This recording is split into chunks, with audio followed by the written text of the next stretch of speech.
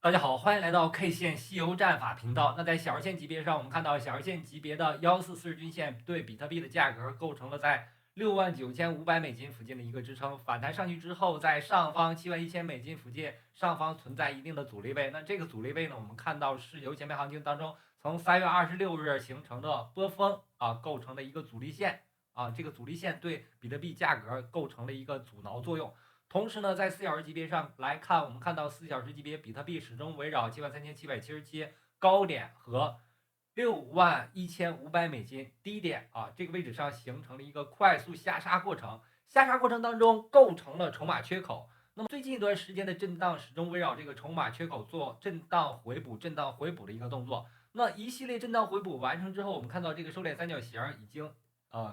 形成的非常完整。同时呢，我们认为在近交点附近，比特币将面临变盘动作。那与此同时呢，比特币将在8天以后做出减产。那减产后呢，我们认为才是比特币发动新一轮行情的一个时间点。那么在这样的时间点之前，我们看到周线级别上，比特币事实上已经进入到第4轮次周线级别上涨西游的悟空阳线当中。那在3月份的行情当中，我们就看到了这个悟空阳线持续调整了5周。那在5周的调整过程当中，我们认为这5周的调整呢，构成了对第4轮次周线级别上涨斜悟空阳线的一个干扰性动作。因此呢，连续5周的调整，我们认为是干扰性 K 线，是妖怪 K 线，干扰了我们对行情的一个上攻的判断。那上方我们依然有预期，是有8阶阳线、沙僧阳线和唐僧阳线预期的。因此呢，比特币的多头还没有完全走完。那一波未平，一波又起。由于 SEC 美国的 SEC 机构呢，时不常的就动这个币圈的蛋糕。在起诉了 UNI 之后，我们看到 UNI 从高点到低点从$17.05高点到$9低点，最大下跌幅度接近50%。那如此暴跌情况下，我们看到今天通过首页云图AI 棍的首页云图上来看，今天好多山寨都出现了调整。我们看到祖国山红一片红，但是呢，仍然有一些币种出现了绿色的上涨行情。今天主要的山寨币的方向是大概率是进行了一个调整，但是呢，BNB 今天出现了快速上攻，因为 BNB 呢再次打出了一个烂之铺持币挖矿。在持币挖矿之后这个币也要上新要上线币安，因此呢，我们看到 BNB 做出了一个不断上涨，并且呢重新站上$600的动作。那对于 BNB 来说，我们之前就给出了一个预期，在3月初的行情当中，BNB 就走出了一个周线级别的悟空阳线，目前呢正在走8阶阳线，这里是周线级别的8阶阳线。那么与此同时，我们看到 BNB 呢是强势于比特币的，那上方呢是有8阶阳线、沙僧阳线出现新高突破$700，目标$1000的一个预期。我们看 BNB 对标比特币的一个走势从这点来看，我们看到 BNB 相对于比特币，我们之前就说了，BNB 相对于比特币来说，它的这个价格体系已经在3月初的行情当中走出了一个悟空阳线。那有了这个悟空阳线之后，目前正在走8阶阳线。8阶阳线走完之后，我们看到成功站上了周线级别200日均线，证明它有一个多头的预期。然而呢，最近一段时间，BNB 相对于比特币正在进行调整，调整结束之后呢，如果能够突破0.009这个BNB 和比特币的这个交易对，那上方空间将会被打开。我们认为很快对于 BNB 和比特币的这个交易对来说，将会出现沙僧阳线和唐僧阳线，意味着 BNB 的领涨行情将要出现。同时呢，最近一段时间我们前几天也说了，X314它首先上的是 BN 链，那么对 BNB 的生态构成了非常积极的影响，因为它可以直接通过 BNB 通过X314协议去兑换 X314，而 X314呢，在未来这个协议可以在各种链上进行通兑，因此呢，首先发入主 BNB 的生态，我认为对 BNB 本身也构成一个利好。那同时呢，今天上线 BN 平台的 Launchpool 也对 BNB 构成了一个积极正面的影响，所以呢，BNB 今天有一个突飞猛进的上攻动作这个上攻动作呢，我们看到是领先于很多币种的，所以呢，我认为对于 BNB 生态来说有 Launchpool 有 X31协议的加持下，那这轮行情我认为 BNB 会走出一个非常好的牛市走势。那么今天很多币种呢都受到了 UNI 被 SEC 起诉的影响，包括我们前面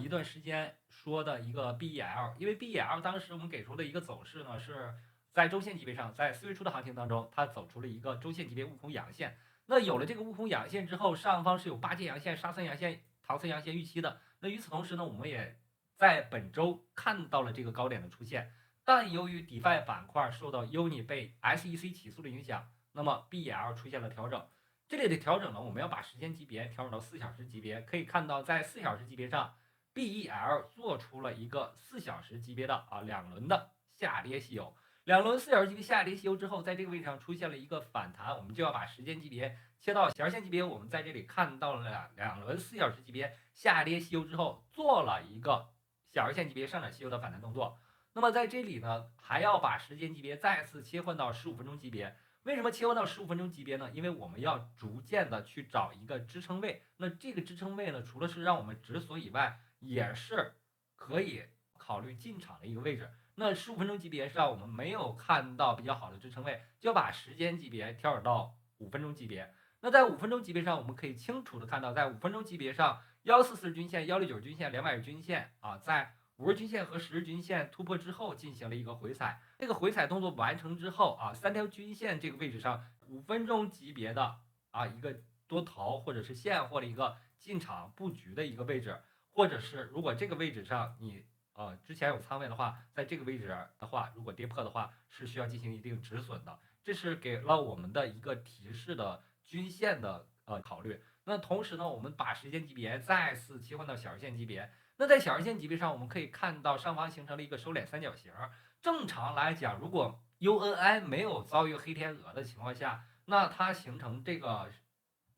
小时线级别收敛三角形过程当中，如果能够形成横盘震荡，接近近焦点区域，是容易发生上涨的。但是呢，我们看到 UNI 出现黑天鹅，BEL 也出现了影响，所以呢，有了两轮4小时级别下跌吸油之后，刚才我们看到的5分钟级别有一个支撑位，那在这个支撑位如果跌破的情况下是要止损的。同时呢，当前的这个位置也是一个相对来说比较好的进场的位置，如果不发生止损，那么遭遇黑天鹅事件过后一定会对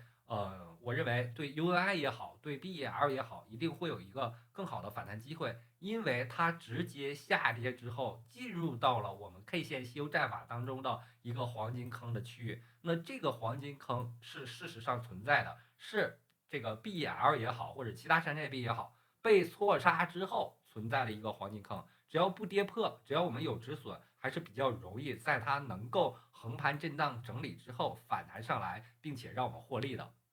今天我们看到链上的 X314和 USDT 的这个交易段出现了一个快速的上涨，因为有利好在这儿呢。利好就是我们看到 X314出现了一个完整的生态，在这个生态当中，我们可以利用 X314协议去对任意的币种进行兑换。同时呢，今天晚间22点X314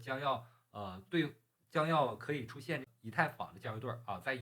以太坊链上可以用以太坊去兑换 X314，并且它的这个池子有100个 ETH 作为底池。所以呢，我认为在 X314上线上线这个 BSC 链之后